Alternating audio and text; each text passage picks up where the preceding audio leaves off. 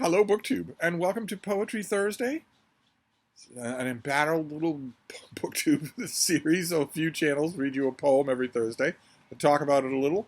I'm one of those channels. I emphasize the talking about it a little, and I have, on top of all that, made this into a little melodrama because I am working my way page by page through this 20th century American poetry, which I have always used. I've always used that phrase, the phrase that is the title, as a withering condemnation.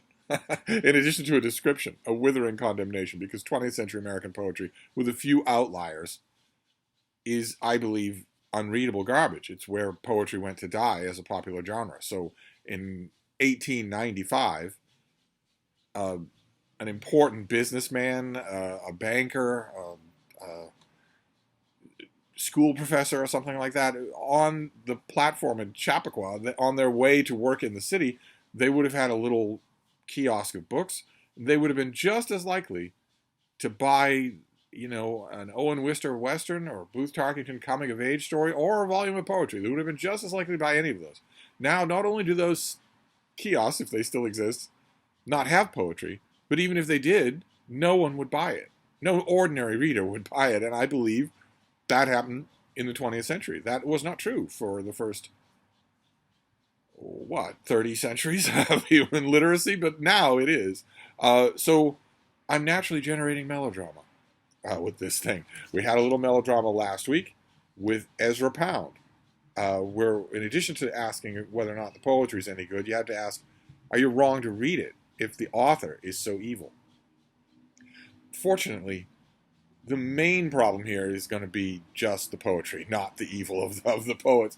But that's going to be a big problem. As we get closer and closer to the middle of the century, as we get closer and closer to the fateful year of 1956, that's going to be a bigger and bigger problem. When we deal with the group of poets loosely grouped under the heading of modernists, the imagist poets.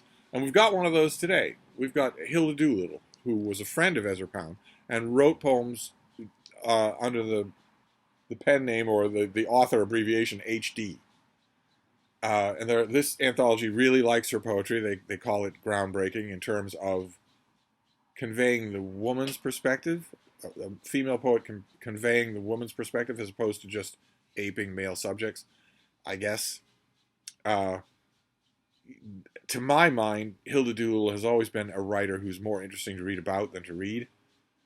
She led a fascinating and very interesting life that was also, for a brief period of time,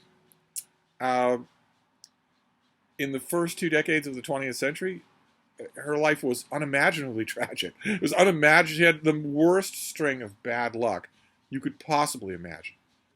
So one year, 1912, 1915, something like that, she gives birth to a stillborn child.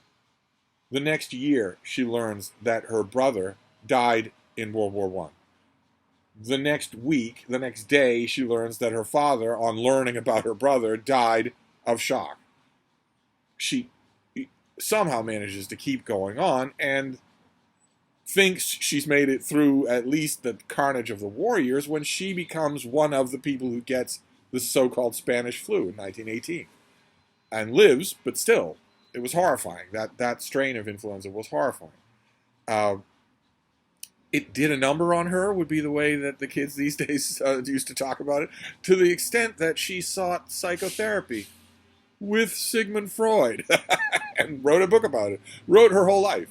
And I don't know really where, her poetry has never done anything for me, so I don't really know where to come down in her poetry. So rather than read you a couple, I fall into a little habit lately of reading a couple of poems when it should be just one, and we're never going to get through this anthology. So I'm going to read you a bit of a longer poem of hers.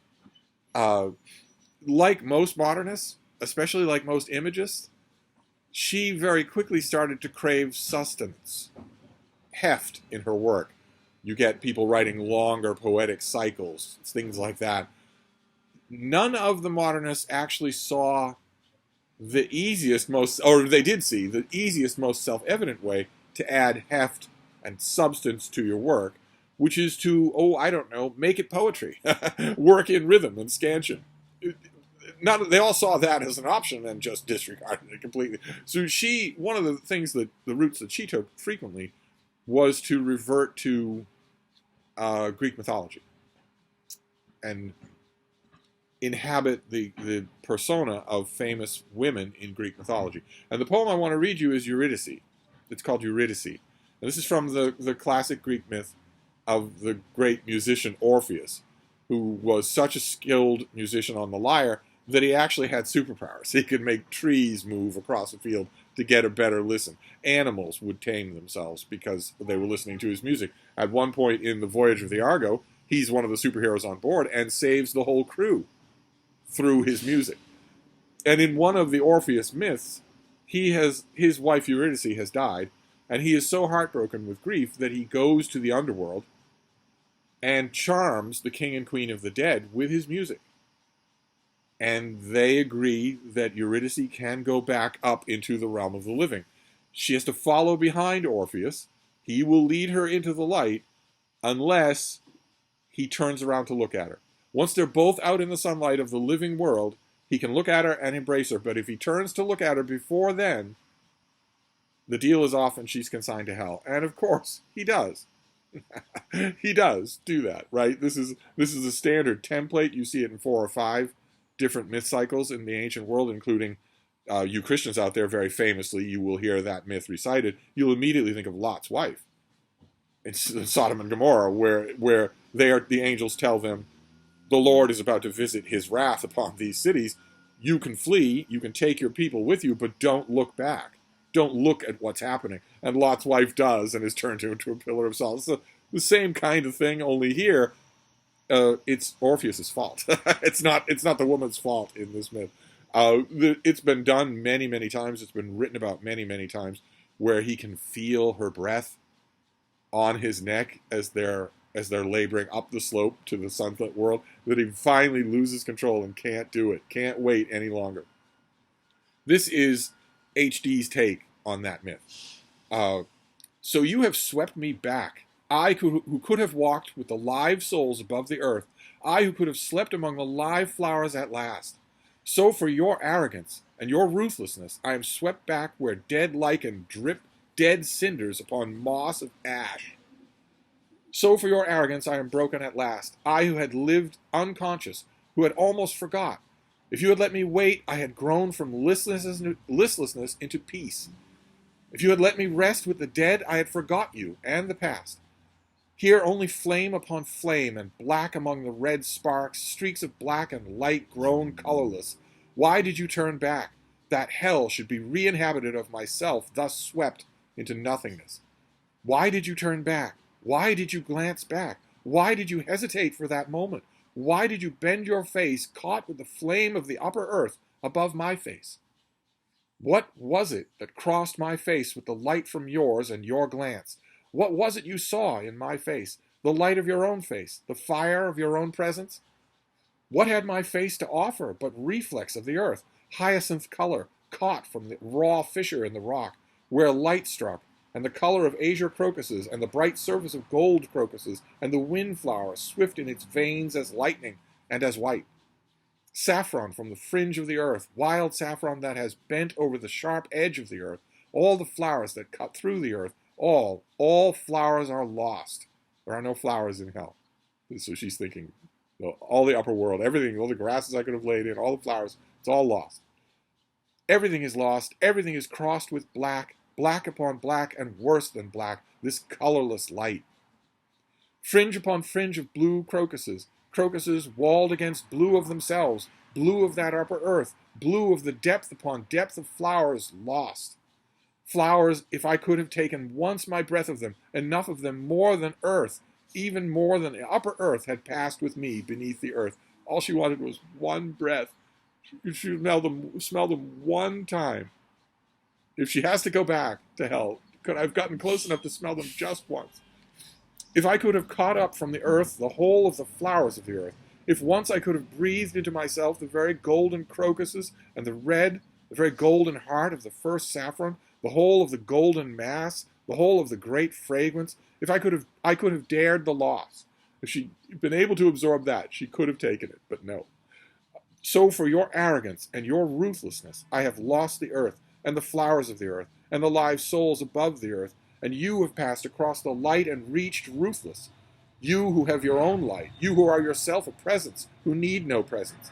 Yet for all your arrogance and your glance, I tell you this: such loss is no loss. Such terror, such coils and strands and pitfalls of blackness, such terror is no loss. Hell is no worse than your earth above the earth. Hell is no worse, no, nor your flowers, nor your veins of light, nor your presence a loss. My hell is no worse than yours, though you pass among the flowers and speak with the spirits above the earth. Against the black I have more fervor than you in all your splendor of that place. Against the blackness and the stark gray I have more light. And the flowers, if I should tell you, you would turn from your own fit path towards hell, turn again and glance back, and I would sink into a place even more terrible than this.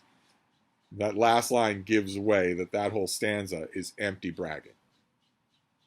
It's the kind of, it's beautifully done. It's psychologically real. It's the kind of thing, if you were robbed of something, a lot of people would instinctively say, well, that's not so good. I've got it better.